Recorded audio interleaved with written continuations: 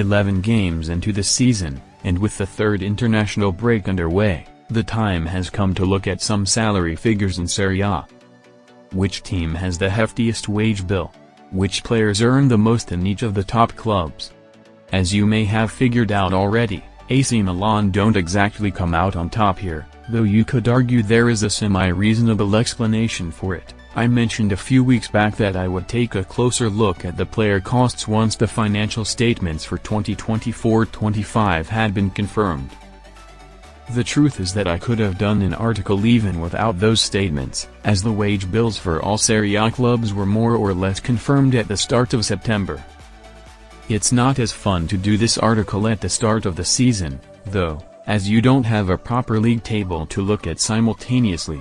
I guess you could say that my delay was very much intentional, above all since it helps us draw some conclusions from the different wage bills and the performances so far this season. In addition to the wage bill of Milan, Inter, Juventus, Napoli, and Roma, I will also take a look at the amortisation costs, which are just as important, and the top 5 earners for each club. Then, I will share some thoughts on where the Rossoneri stand with their strategy, all things considered. Note, I haven't added a short version for this one, since everything revolves around infographics that are quick to consume if you're in a time crunch. Wage bills and amortization compared. First of all, just to get an overview of the situation, we need to take a look at the overall wage bill of each club.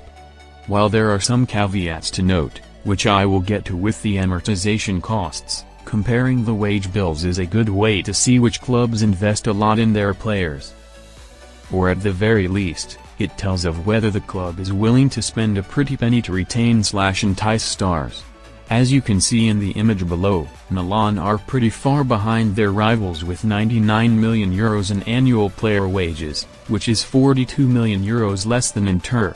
At face value, it looks like a dramatic difference, but the truth is that the Nerazzurri have always been more inclined to grant hefty contracts. Furthermore, the Rossoneri intentionally thinned out their squad this season due to the lack of European competitions. Adding just 2 or 3 players, which probably would have been the case with European football, would have made a significant difference for Milan.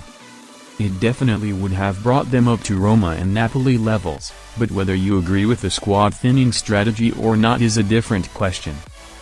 That said, the amortization costs put the Rossoneri in a different light. As you can see below, Milan have annual amortization costs of about €94 million, which is a whole lot more than Inter at €51 million. It makes up for the difference on the wage bill front, so the argument that the Nerazzurri invest more in their squad isn't valid. They just do it differently than the Rossoneri. It's also interesting to note that both Juventus and Napoli have quite high amortization costs. If we combine the wage bill and amortization costs, none of the Milanese sides come out on top. 1. Napoli with €232 million, 2. Juventus with €231 million, 3. Milan at €193 million, 4. Inter at €192 million and 5. Roma at €158 million.